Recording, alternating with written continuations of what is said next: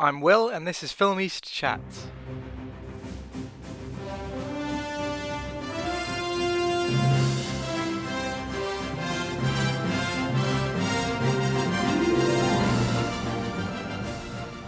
Hello and welcome. I'm Will Schofield, curator and writer at Film East, and today I'm joined by our editor-in-chief Shelby Cook to discuss the 2004 underrated horror film Saw.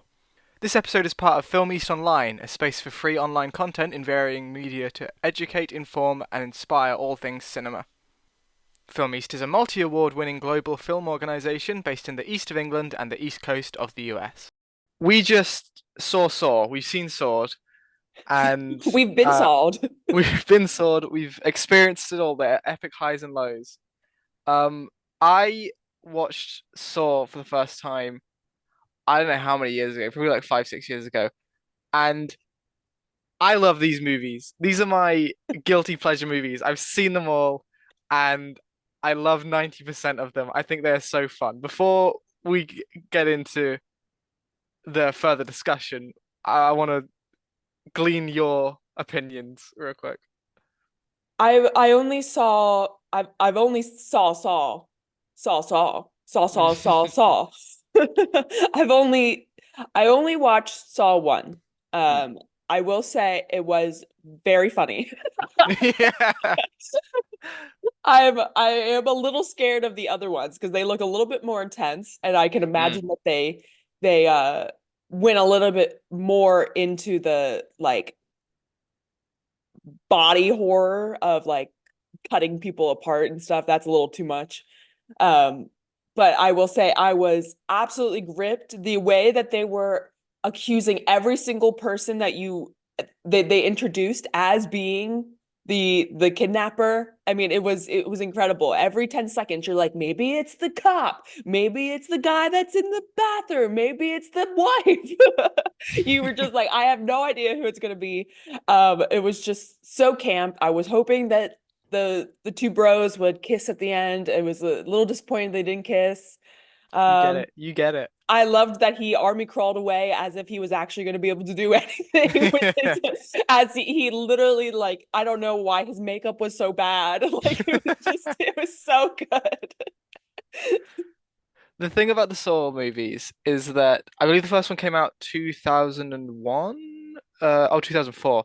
Um, and it kind of sparked off something of an era of these kind of horror movies. I mean, there's been since the horror's beginning, there's always been kind of B movie schlock stuff, Mhm. uh, direct to DVD kind of features. And some of them, and this is by far not the first, but Saw is quite interesting in the sense that it really it brought, I think, body horror, that kind of torture porn Yeah, is the term, to the yeah. kind of forefront of the genre in the 2000s. It it was originally meant to be a direct to DVD film that they eventually decided to release in theaters instead, and did shockingly well, and so it led to kind of a greater number of films like that going to theaters and doing financially well. And perhaps most importantly, it launched the career of James Wan, who directed this. This was like one of his first. This was first proper film, and he went on to do the Conjuring movies, the Mhm. Insidious movies, the Nuns, uh the Mortal Kombat, and weirdly enough, the Aquaman movies as well for some reason. All Um, in the same genre. exactly, yeah, they're all you can see the through line there. Uh-huh. Um, but no, I think you got into something why I really wanted to talk about this film is I've seen all of those Hmm. movies. I've seen a lot of kind of just crappy 2000s horror, and there's something about Saw, particularly the first one, that really stand out to me as so much just more interesting and better than a lot of people would originally assume. I went into it originally assuming that it was going to be, just like those other films, just Hmm. kind of schlock. But I think it leans a lot more into being a thriller than a horror movie Yeah. than people would expect. Um, Yeah, it wasn't, I would say I was with the expectation of knowing the franchise and how intense the franchise is. going into this first movie, it wasn't as scary. Like there wasn't jump scares. It wasn't an Mm. it wasn't a it was more psychological. It was more like the like you said, the thrill of it was like a detective thriller kind of. Mm. The thrill of trying to figure out who is it? What's gonna happen? Um I guess the end, the only part that really made me cringe was at the end when he, saws his leg off. But Yeah. that was still the blood was so unrealistic that it was just like, this isn't this, it was funny. But yeah, like you said, it wasn't really like a horror movie so Mm. much so as it was like, oh, what's happening? And I'm sure you're gonna bring this up, but how they just immediately drop you into the the action. There's no lead up to them being kidnapped. It's just immediately you're dropped into the tub where Adam is where he wakes up and you're in the bathroom. Was very exciting because I was like, what? I was like, oh, we're in it. We're happening. So Yeah.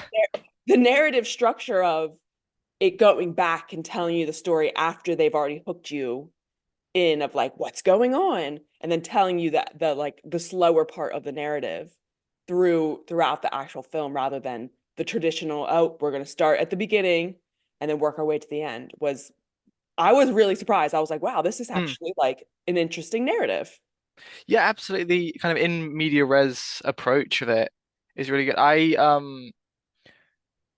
You mentioned the foot soaring, and what I think is particularly interesting about that is that I mean the Saw franchise has got this reputation for its intense gore, um, and stuff, which the sequels really do lean in on. By the Uh-huh. time of like 5 and 6, it is just like them going, okay, and now in this scene we're just going to show the most gory thing we can, and the next one we'll get back to the plot, and then it's been about 15 minutes. We should show another like someone ripping all of their skin off and doing a little dance or something. Like it really does get bad. But in this one, that is the kind of climax of the film, the worst thing that happens, which was actually lifted directly from Mad Max in Mm, 1979. There's a scene in that where someone is handcuffed by their ankle and told saw your leg off. And they don't actually show it in that, but it's interesting that a movie from 1979 mm, would like that was already kind of cliche by 2004. That yeah. was 25. My math's probably not right there, but 25 years before. Um, but no, I think I completely agree about the narrative structure. Growing up, I rehearsed this part. Growing up, my favorite video games were the Professor Layton games. Did you ever play any of them for like the Nintendo DS? No. They were a series of puzzle games about like a professor, a detective, kind of a detective. You'd go around solving mysteries, and in order to figure out like clues and stuff, you'd have to solve like actual puzzles. Like there'd be like math puzzles and like lateral thinking puzzles and Uh-huh. riddles and just all sorts. It's a fantastic series, and for me. That is really what the Saw movies become. I don't really care for much of the gore and stuff. A lot of the plots get absolutely ridiculous, but there there's always a twist. And that's Mhm. what it became. Watching those movies became more of a game to try and figure out, all right, what's going on here? Yeah. What's the little trick that Jigsaw has put into these games? What's the cheeky little, because it's always something that Jigsaw's done. There's always something about the death games he set up. There's something that the characters haven't noticed. And it's so like engaging. They're just massively entertaining films, I suppose. I mean, the fact that I like you said, this movie is so like culturally relevant and like draws on Mad Max. It draws on Chekhov's gun because they have the body there. Mm. What's the point of the body? There has to be a body, and Chekhov's gun has to go off. It's just like Yeah. this is actually like a really like well thought out movie, and it's just like such a goofy movie. And it's I think it because the franchise is just like so goofy, and so it's just like, I guess we don't really put much respect on it, and that is true. We don't really put respect on like horror movies and these like gore movies because we just assume that they're going to be really Mm. bad. Um, but like I was texting you while I was watching it, and I have seen some of these. I am sure I've seen some of these stills from this movie in like film studies books. Like these, this is like a Mm. a really well like studied film. Like, it obviously did have a lot of influence, like you were saying, on, the gore genre and how films are made now. And it's sort of led into this new genre of filmmaking. Um, so it is like, I think it was when you suggested, I was like, that's goofy. Like what Saul like Saul, like what? And so but it is genuinely, I do think it is a film that's worth like in the canon of film and how if you watch films that influence the landscape of cinema, I do think Saul does belong in Yeah. that sort of list. I completely agree. I often think of it kind of in the same headspace as like the Blair Witch Project, for Yeah. example, two kind of Hmm. completely micro budget made by mostly I don't want to say amateurs, but kind of newbie filmmakers, um, kind of weird locations, very odd kind of marketing and stuff that has that is just kind of, as you say, rife for critical reevaluation. And the Blair Witch Project I mean, been getting its flowers since day one, really. I think that really kind of knocked people's socks off. And I'm not saying that this is necessarily the same level of quality. I think a lot of it is very kind of camp and schlocky, which not to Yeah. say that's a bad thing. I Uh-huh. think the editing in particular is ridiculous. Oh, yeah. Um, there's that one scene where they're like having a really sad conversation and they kind of look off into the middle distance, and then to transition to the next scene, you just see a big car coming in and just Yes. driving across the whole And screen. the It's so and good. the pan from like one room down into the bathroom. I was like, oh yes, okay, Yeah. transition. And they've got like two big name actors in there, Kerry Yules and is it Danny Glover, I think's Yeah. in it. Uh-huh. And Danny Glover was on set for like maybe a day, like a day and a half. He like they filmed all of his like scenes just back to back and then Yeah. like kind of worked backwards from there. The acting Um was just impeccable. It was I too much. um one thing that's interesting as well is that I've never really been a part of fandoms. Uh-huh.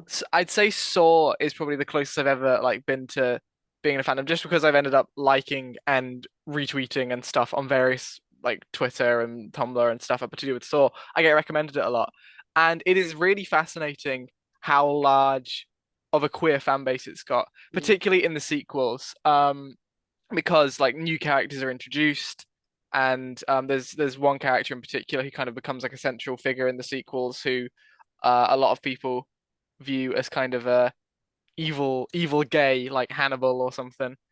Um, but no, it is interesting that a film like this that is kind of so I don't know, it's not really something that you at first glance you'd think of as camp Hmm. based off the marketing or stuff like that. But I think there are a lot of aspects of it that are a lot more I don't know, interest it's just interesting to kind of think about the It's audience that it's gained over the years.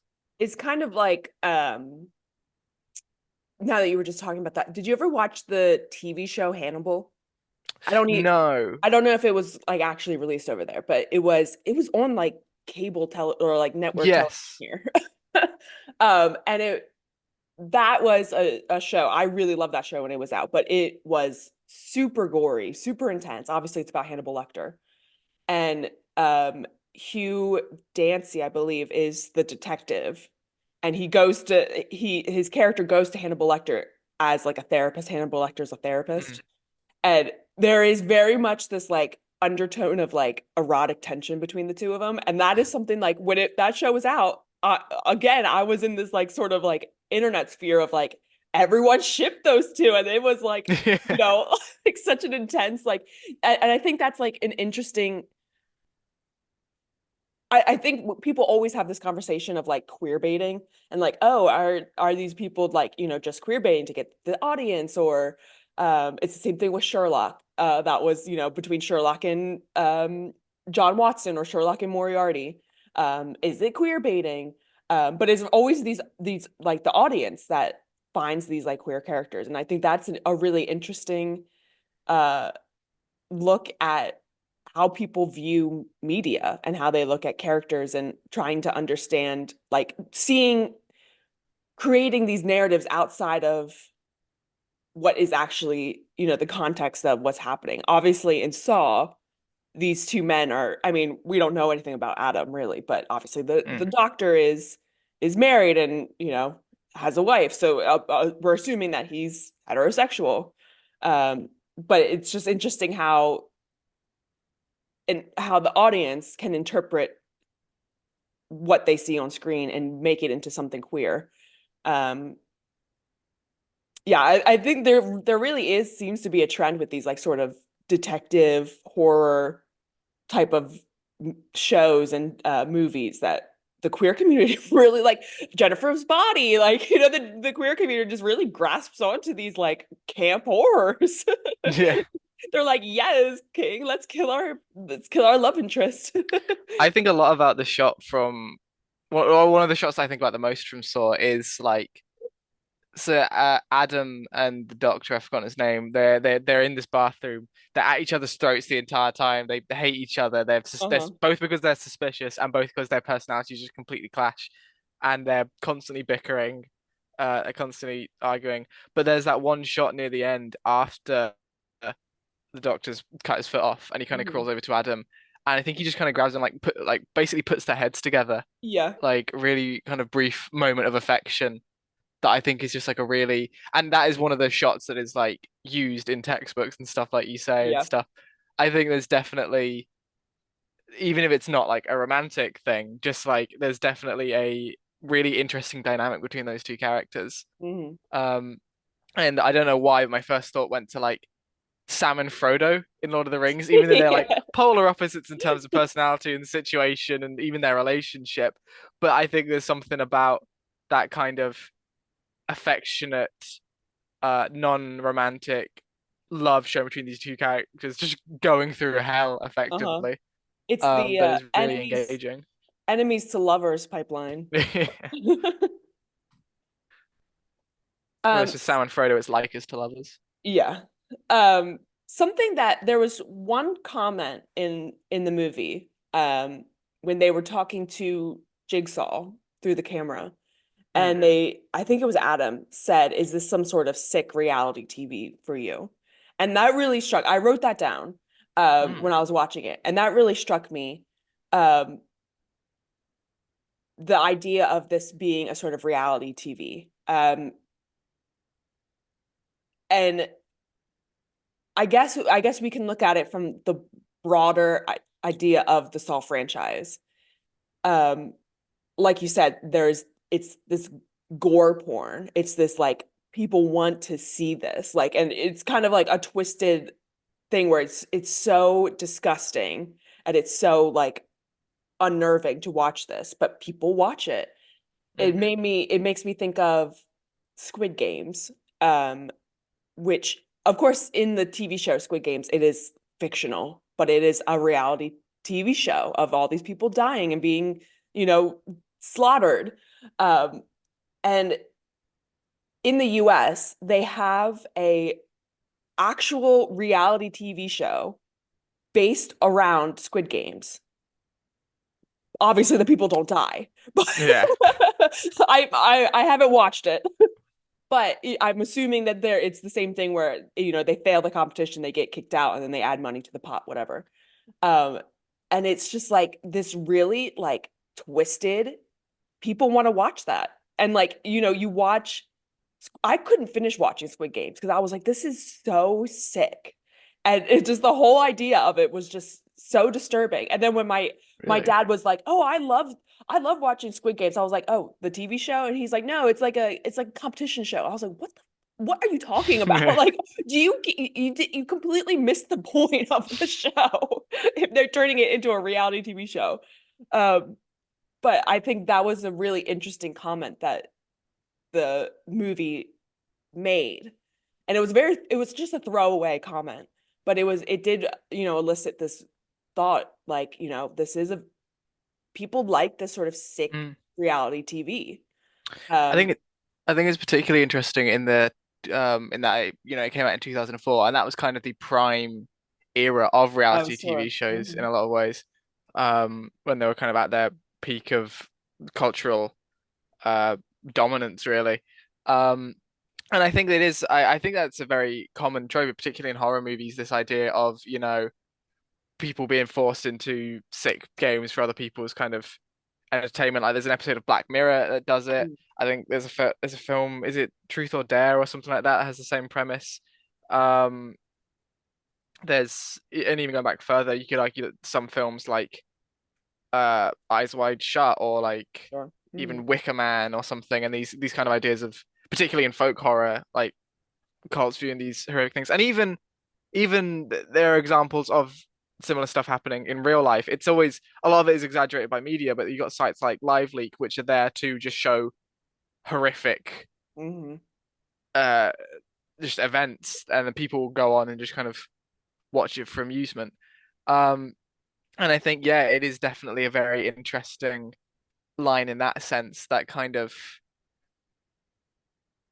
I don't know, just hinting at something a lot wider, as you've pointed out, a kind of wider truth that does exist and is kind of,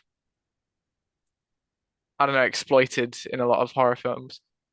I mean, Alice in Borderland is another film, another show like Squid Game that came out just before, with basically the exact same premise. It's the Hunger Games, it's Battle Royale. Hmm. Um, yeah, I And mean, it, particularly in recent years, that kind of trope has really blown up a lot. yeah. And it's really interesting since you mentioned the Hunger Games. It's really interesting how they sort of market these really twisted, as like the media, if these really twisted stories that are, the Hunger Games was written as a book to like, I know it's young adult young fiction, um, but it's like meant to be this commentary on like how messed up the media is and like how, people are so they see these things on screen and become disassociated from it. But, when it goes into the mainstream and Hunger Games is made into a movie, the one thing that the movie is all about is the love triangle. Like, that's like, Mm, you're missing the point. And so people are like, oh, is it Peeta or Gale? And it's like, you know, the point is that you know, this is sick. Like this is like, how our society, it's a really, the Hunger Games is a very, you know, really insightful commentary on like how sick our society is and the way that mm, people think, and this forewarning of like how media is going, and the way that the films just really failed the mm. narrative in the book. But that's another story for another time. Yeah, we should do an episode on the Hunger Games. I recently rewatched the Hunger Games movies. This Do is they hold up?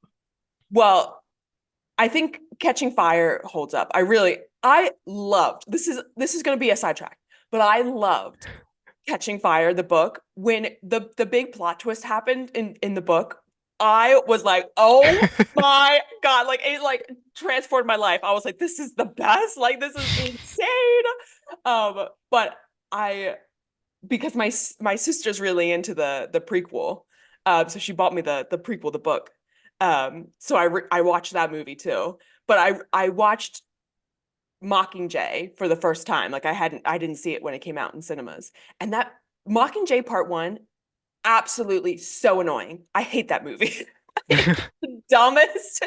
The entire time, all Katniss is doing is like, "Where's Peeta? I'm not doing this because of Peeta. Peeta, Peeta, Peeta." Like, get a freaking grip. Like, you're in a freaking war. Like, get over it. It was so annoying. Like, I couldn't stand it.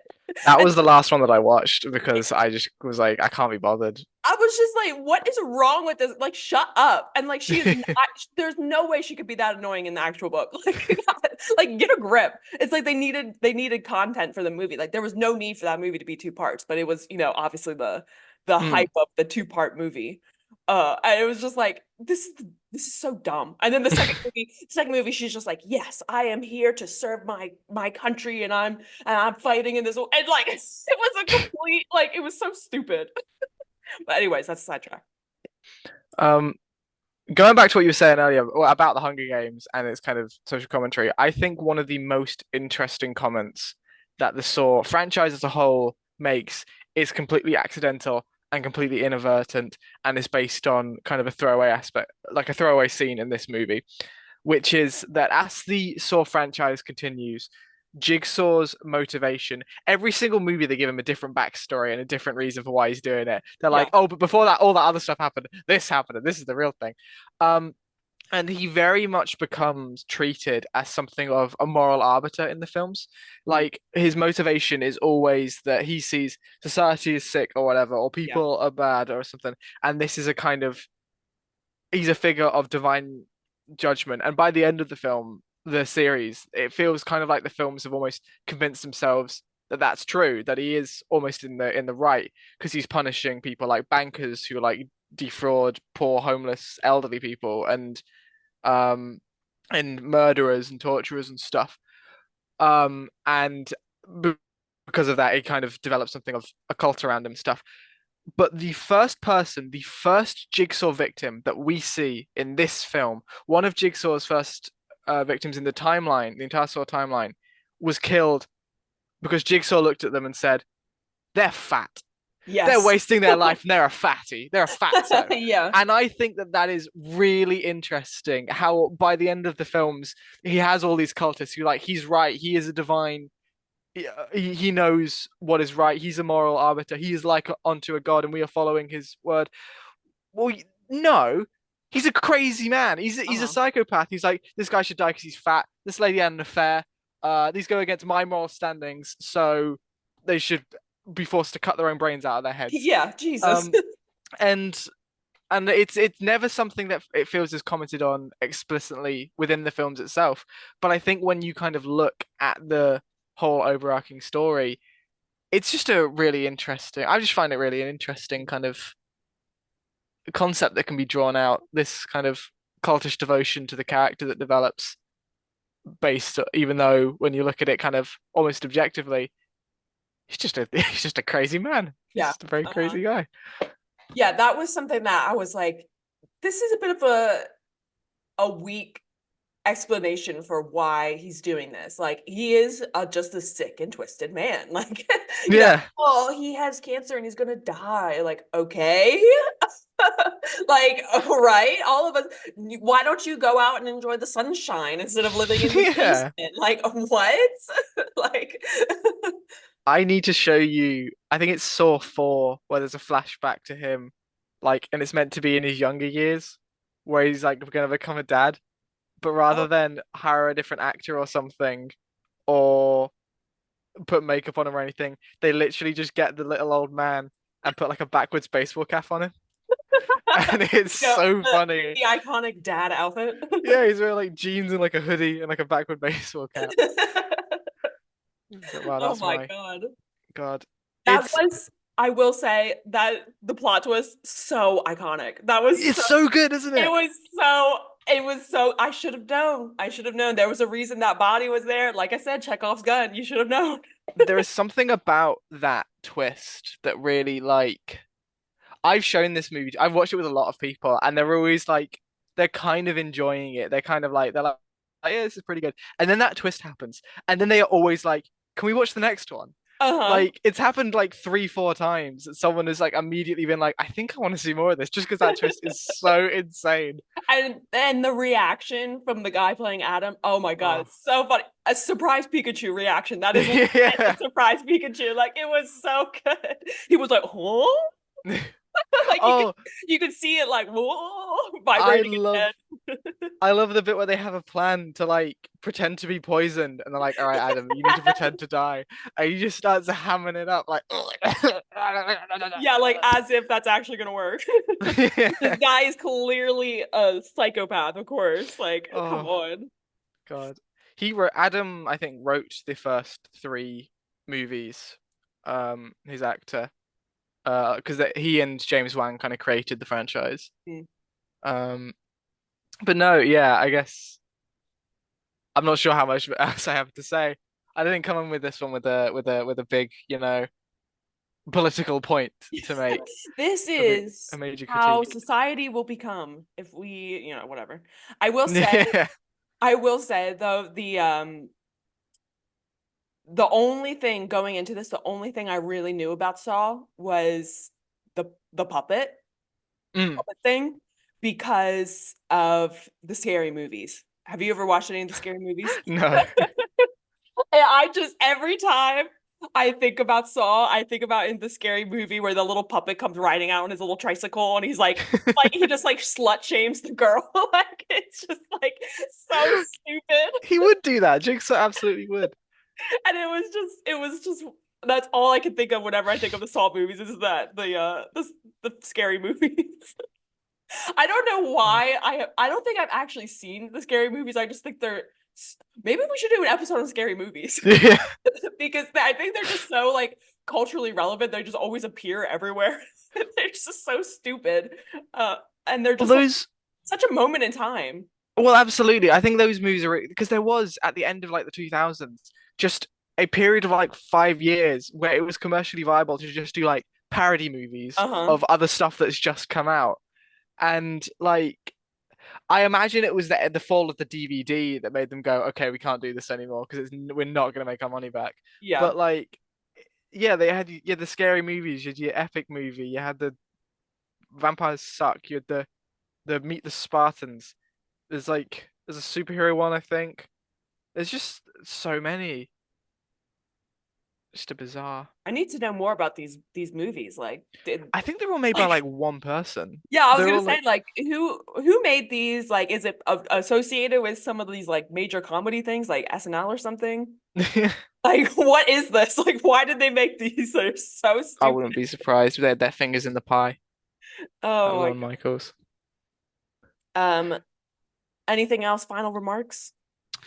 Oh man, I would the one. recommend this movie. I think that's the thing. I think that's if anything, if anyone listening gets anything out of this, I want it to be you should give this movie a chance. That's kind of why this episode came up, was because I feel like it's very easy to look at these films and just kind of assume the worst, and a lot of them are the worst. But there is also something really. I keep coming back to this movie all the time, and I can't quite put my finger on it. But there's just something so engaging and entertaining and enjoyable about it, and it really is worth a shot. Um, And it's oh, it's yeah. for the people who are a little too scared of the horror. The first movie is not scary at all. There's like no jump scares. You might have to look away when he cuts his foot off, but Mm. Also, I will also say, the sequels are not good. I love them. They're not good movies. This one I'd argue is a good movie, but the rest of them you gotta be locked into this one to and appreciate the others. you just have to tolerate the fact that the doctor's makeup absolutely terrible. I don't know what happened Yeah, there. Something bad happened in the makeup chair there, but they that was the real torture. the first day it was really bad. They're like, "Oh, we just got to keep going with it. We got to keep making it worse." The makeup chair was a sore trap in and of itself. Really. Hopefully, you enjoyed our brief discussion today. To learn more about Film East and our upcoming events, film criticism publications, and unique activities, visit our website film-east.com or follow us on any of our social media at film_east. And make sure you're subscribed to Film East Chats anywhere you listen to podcasts, including Apple Music, Spotify, and YouTube, so you never miss one of our deep dives into films and TV. Again, we're Film East, a global film organisation. Bye!